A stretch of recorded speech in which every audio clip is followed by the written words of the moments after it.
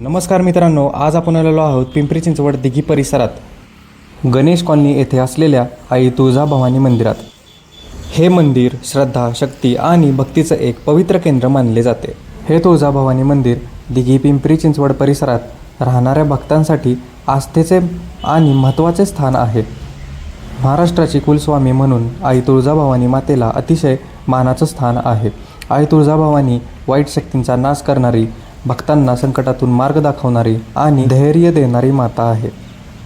या मंदिराची रचना साधी पण अतिशय पवित्र अशी आहे। मंदिराच्या मुख्य प्रवेशद्वारात प्रवेश करताच आध्यात्मिक वातावरणाची जाणीव करून देते। आई तुळजाभवानीची तेजस्वी आणि भक्ती जाणवणारी मूर्ती विराजमान आहे।